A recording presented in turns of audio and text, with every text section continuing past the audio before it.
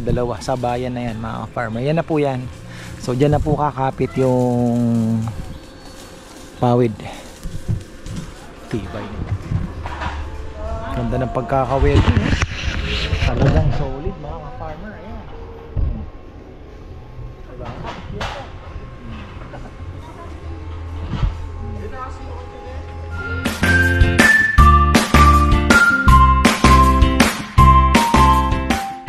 Ayan na mga farmer, sa magandang buhay. Nakita nyo ba? Ganito kalalayo yan. Kaya lang hindi po ganon ka bilis, lalo na't isa lang ang nagwe-welding. Pero nadali na pala ni Junjun nakaisa-isa na yan, naka-welding na pala. So dito naka-welding na, hindulo na lang ang hindi. Talaga naman. Wala kasi si Romy dahil ano ngayon, church day niya, Sunday.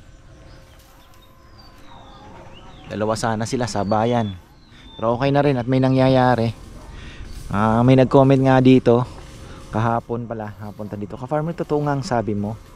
Sabi niya, pagka nasa TV, pag pinapanood kita, parang ang laki ng lugar. Oo, sabi ko. Lagi ko naman pong sinasabi. Kaya itong kubong ito, sasabihin niyo, parang ang laki naman yan. Hindi po ganun kalaki. Ano po yan? 34 feet yata yung pahaba. Tapos yung pag ganun 27, parang ganun. O less than. Ganun lang po ka-ikli yan. Kasi dalawa naman na yan dalawang butas na yan. So, ayun. Tapos ito, unti-unti natin papatagin. Papaayos ko yung kanal para pag at least pagka kung maglalatag tayo ng papalipat ko na rin pala yung abukado. Ang galing pagkalipat ni Junjun. Wala pong naging problema. Di nalungkot. Di niya alam na nilipat na pala siya. So, dalawang graba ang pina-order. May natira pang isa. So, most likely, sasapat na po ito kung magpo-flooring din dito. May buhangin pa. So, isang buhangin na lang siguro. Tambak ay malamang sa malamang mag-order pa tayo kasi may hahabulin tayo. Ayan yung taas na yan mga farmer. Okay na din kasi bakit nila sinara dito? May mali, something is wrong. John, may mali tayo rito. Sinara yung tubig papunta dito.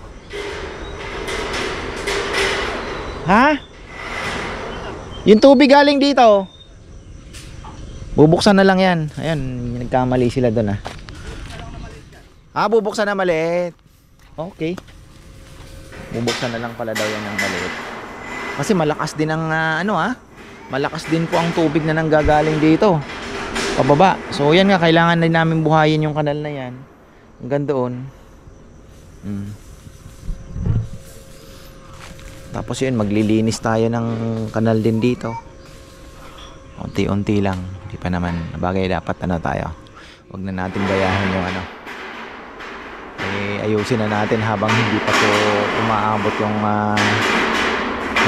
rainy season. Talagang tuloy-tuloy Actually hindi pa namin nararanasan yung 5 days continuous na ulan. So hopefully naman ay bago kami makapagsabog ng palay huwag na nating abutin muna yun. Sabi nila September pa daw ang epekto ng La Nina Yari na naman yung palay natin ito. Ano na naman yan?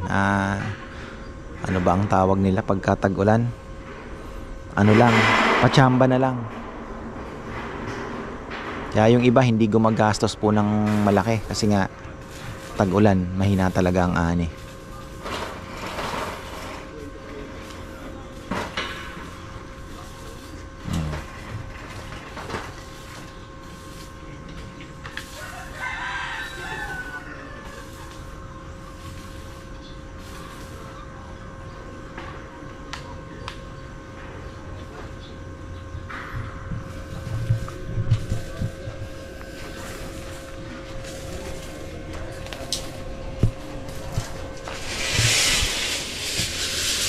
Pipinturahan muna to bago Mukhang pagpipintura dito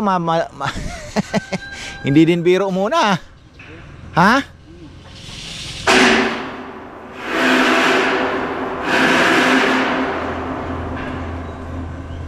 Yan na, meron na po tayong mga kumakain. Ayan, isang grupo ng riders. Yung mga riders na po yan, alas 7 na andito na. Tapos meron din pong maagang dumating. Yan, shoutout din natin mamaya yan sa kabilang vlog.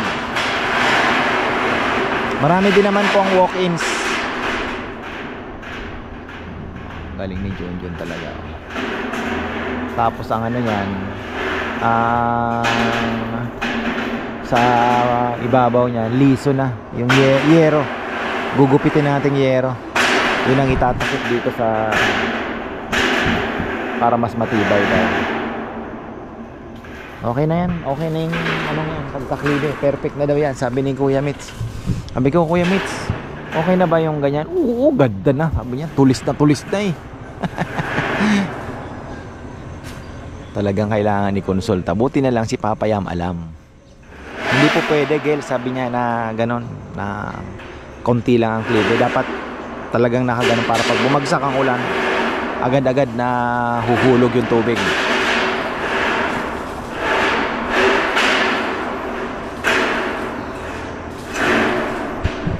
So nakatipid naman tayo dito dahil si Kuya Mitz naman ay hindi tayo tinaga.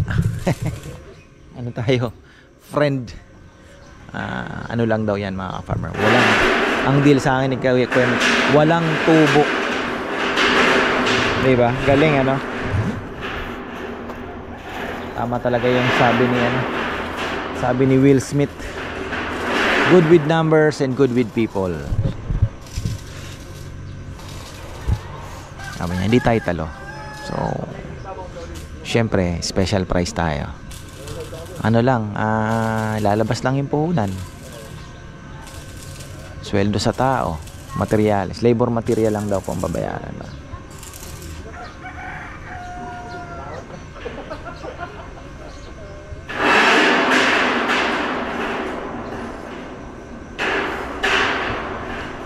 Ayan, silipin na natin to mga ka-farmer. Ginagawa nila, nagfo-full weld na lang sila. Ilalagay na lang ang grabing busy namin kanina. Ayan, salamat sa Panginoon kahit kinapos ng konti sa lechon, pero ganoon talaga. Okay naman, nakausap naman natin lahat. Wala naman pong sumama ang loob. Pag-explain naman tayo ng maayos. So, konti lang kasi ang dalawang group lang ang nag-book ngayon. Ang nag-abiso, pero isang batalyon ang dumating. Kaya ayun, ubos po. Ang lechon lang naman. Ganda na ba talaga. So dalawa sa bayan na yan mga farmer. Yan na po yan. So dyan na po kakapit yung pawid.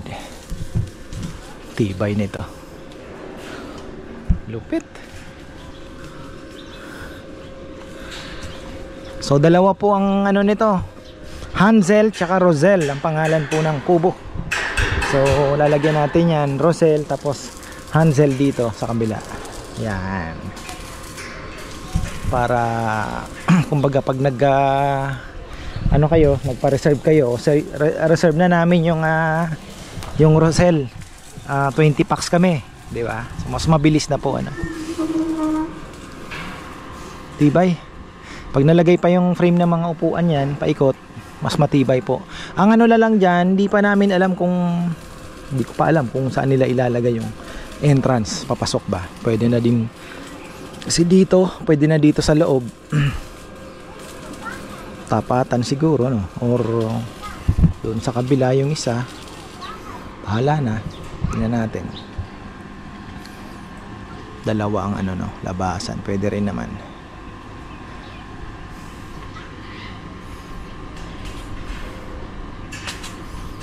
Galing. So pipinturahan muna natin yan bago tayo magpabubong. So next week busy. Kaya naman siguro ewan ko kung makukuha ng isang araw po sa pinturahan ito. Kung hindi makukuha, di 2 to 3 days siguro yan. saka natin yan na palalagyan na ng bubong. Kung syempre ayoko din naman pong pabigat kay Kuya Mitch, ano, dahil yan po ay ano lang, pakisuyo lang yan.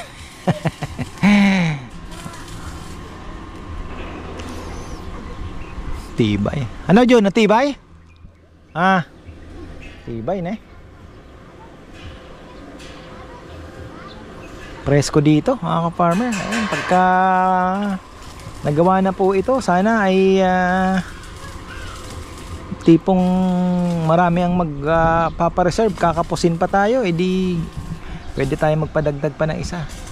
Siyempre ayoko naman po magpagawa ng hindi naman na gagamit, diba? So pakiramdaman muna natin yan. Pero kung talagang medyo ano na, dagdag tayo. Kasi magiging maganda to. Ito yung experience na parang yun nga sinasabi ko kanina sa mga nakakausap ko. Tagal ko rin po nakipagkwentuhan na yung ano po, yung purpose po nung kubo na yan is yung galing kayo sa malayong lugar, mabawi man lang yung haba ng biyahe, na ma-enjoy po ninyo yung lugar naman dito, na kumain kayo, hindi kagaya sa restaurant na parang nagmamadali ka agad, order agad, tapos hindi ka pa nakakadigay, alis na kaagad na naman. Hindi po ganoon, babalik ta rin natin yan dito, medyo relax kayo, diba? Kahit dumating kayo ng alas 10, umalis kayo alauna, pwede.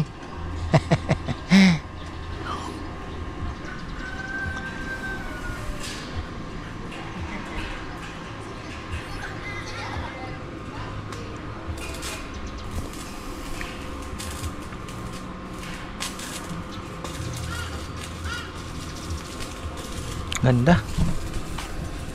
Ito, kapatagin pa natin ng kaunti yan. Pantay na pantay din pala. Pinantay din talaga ni Junjun yung ano. Dito putol na. Nagpuputol po doon si ano, Jonard.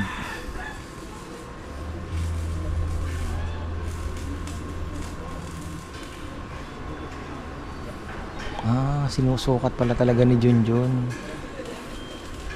Galing.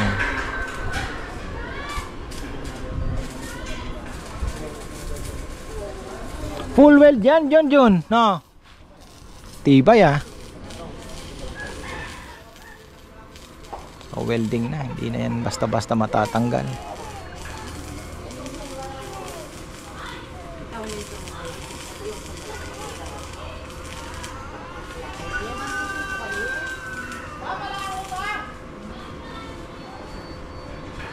Yun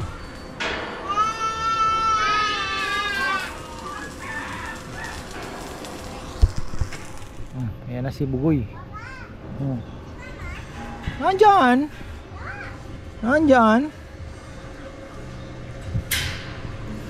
Ayan, pinuputol na po nila Maba pa rin palang natira, siguro mga 5 feet pa to.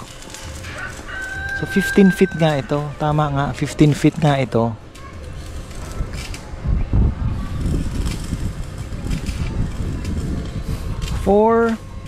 Ako nga magko-compute. Kung 15 feet tapos 4 feet sa 34 divided by, mabilis na lang computein. Patay tayo dyan. 1, 2, 3 5 1, 2, 3, 4,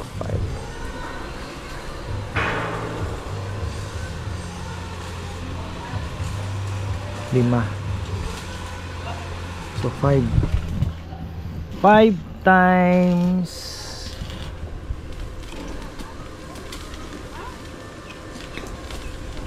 5 times 15 175. So 75 tapos sa pagitan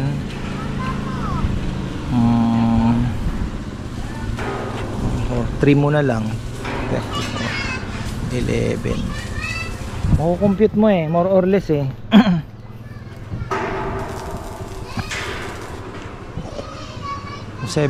kada hilera. So divided by 4, sabihin mo ng Siyam 75, 7 times 9. Ay, hindi naman naabot ng 2,000. Hindi po aabot ng 2,000 pieces. Tama, tama.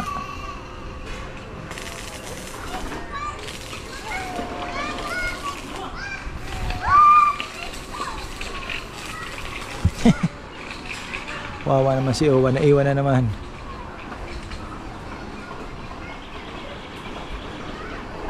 Iyak na naman yun. Naiwan siya. Oh.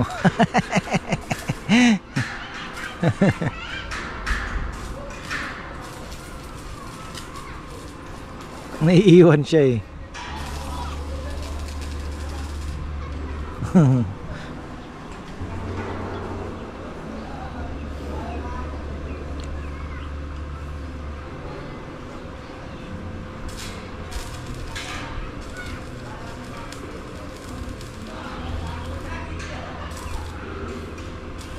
Di man kakain ng 2,000 yan, John?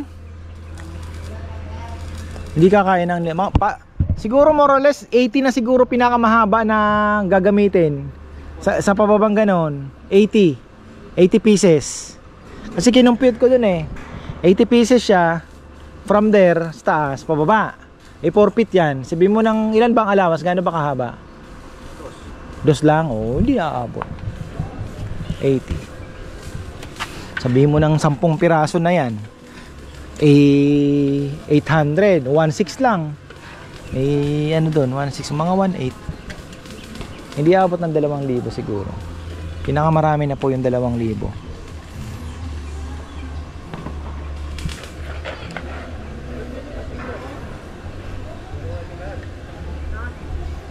16 pesos yata ang ano eh, ang isang pawid eh, na 4 feet na ang haba. Galing daw ng Hagonoy. Ano pala yan? Hindi pala tunyog. Ano to mga farmer? Sasa. Ayan. Dahon ng sasa yan. Yan po ay dahon ng sasa. Patayin natin ang hindi pa napapatay yung ating electric fan and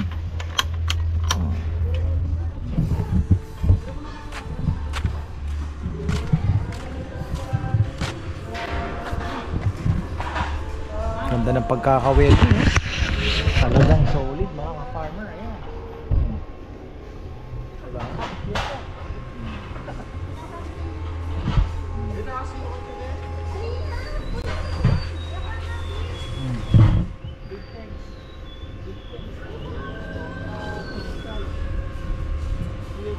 Yan yung mga pagkakawelding nila Junjun. Tibay niyan.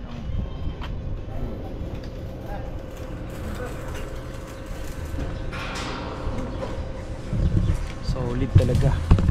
Ayan na ang ulan. Tapos sa next week, ayan po mga farming sinasabi ko, inangat na po nila ito. At ang nangyari ay napakarami pong lupa na ang nasa ilalim. So hindi na po makadaan yung tubig dito. Ayan, tagal-tagal na rin kasi yan. So lupa na po yung nasa ilalim. So kailangan yan hukayin. Ako'y ano na, si Papa yung paakyat.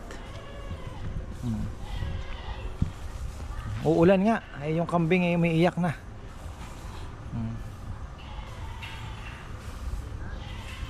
Ay, may hihingi pala ng karimbuhaya kanina. Nakahingi kaya? Tatanim daw. So ito, puputol ka lang dyan. Ito, tanim mo na naman yan. Ayun o. Dahil pong pwedeng itanim dyan.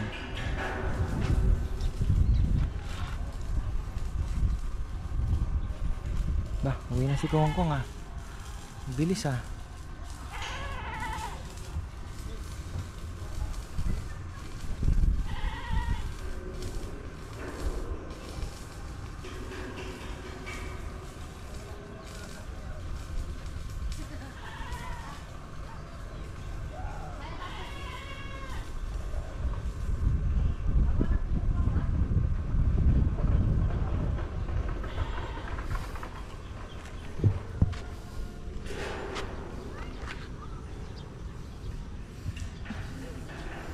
Chichi tsaka si Rowan, oh. Yan naman po ang ano nila pagkahapon na.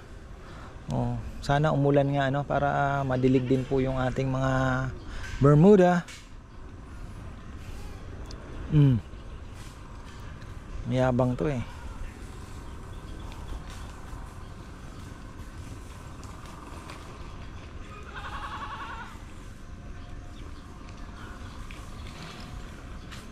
Ba't ka umiyak kanina? Narinig mo ako? Oh, narinig kita. Ba't ka umiyak? Ha? Bakit? Bakit meme?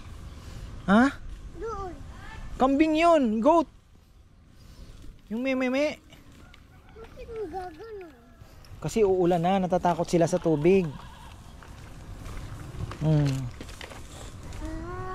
Mm. dami.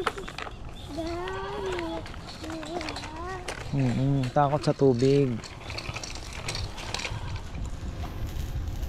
Ah, naka-welding na pala. Naka-welding na pala yung kabila, no? Ah, okay. Ay, banda rito na lang. Lapit na pala tayo. Lapit na sa totoo. Ayos.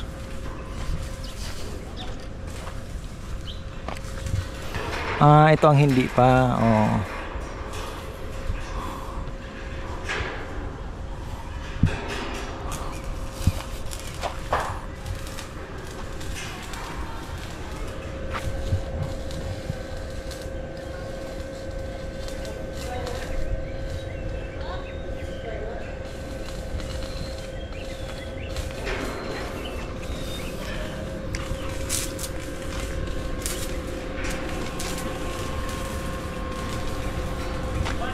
Di ko alam talaga ano kaya magandang iyan, oh. Kasi kung dito ka mag-e-entrance, dito na kasi talaga ang pasok niyan. So siguro dito na ang papasok para dito may mahaba pang upuan. Mahabang upuan. Mahabang upuan. Tapos dito pwede kang maglagay ng pool table. O pwede pa nga, oh. Luwag pa, oh. Or tingnan natin kung ano ang pwede.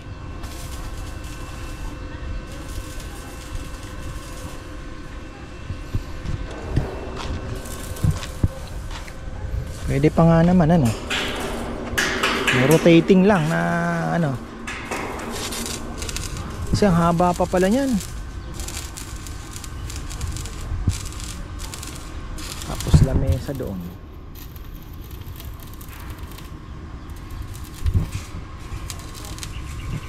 Malalaman natin yan pagka na-forma na po yung mga upuan. Kung anong arrangement ng lamesa natin. Luwag, oh. Laki.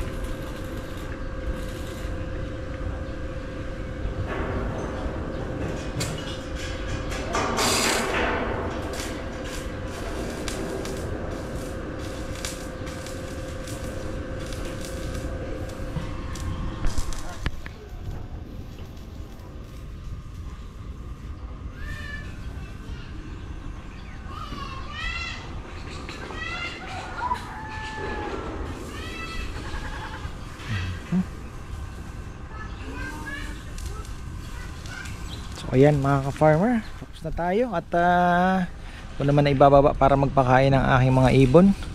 Gutom na gutom yun sigurado. At abangan natin to bukas, day off. So Tuesday, sabayan na yan. May magpipintura, may mag-aasinta. Aasinta po niyan, tapos may magpipintura na. Para ano na, tapos pagpaplanuhan na natin yung ano, baka next week din po, God willing, kukunin na rin natin yung ating palochina para palochina na rin ng ano. Tapos si Papa Yam, sabi niya, ito magkakaroon po yan ng yung ganun ba, dito sa kabilang side, awang yan ng siguro mga 12 inches pag pataas, tapos pag ganun din magkakaroon ng awang doon, ganyan. Palutsina na rin po yung dingding niya. Tapos yung dito naman may nakaganon na konti yan para sa angge, pawid pa rin mga farmer. So para naman yung hindi papasok yung tubig, yung ulan pagka nakita natin dyan yung full pagka natapos na ito. Tapos magpipintura na. Uwian na naman. Ayan na. Tapos na naman po mga farmer ang ating Hindi ka ba pwede bukas? Mamimilapil sana tayo. Mangangahoy ka ba? Ano tayo magagawa? Baka mapalo ka na naman. Ayan.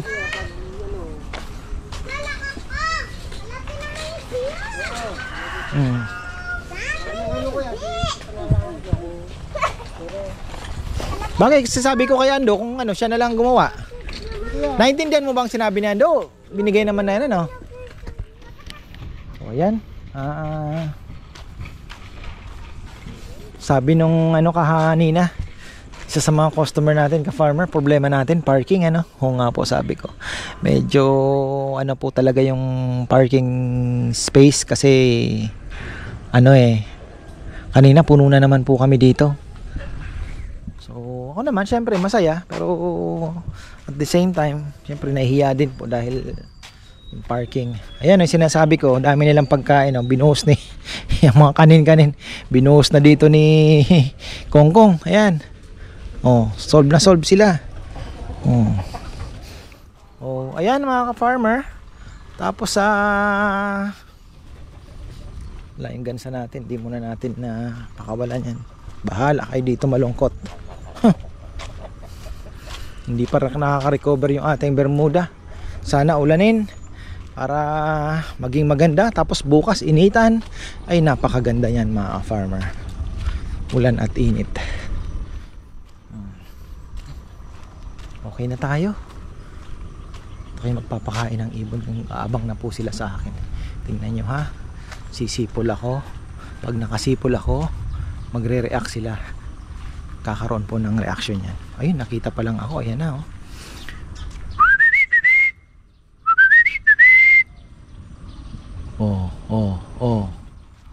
Ayan. So ayan, maraming salamat at magandang buhay. Naku, umuulan na naman sa kabilang dako. Ayan.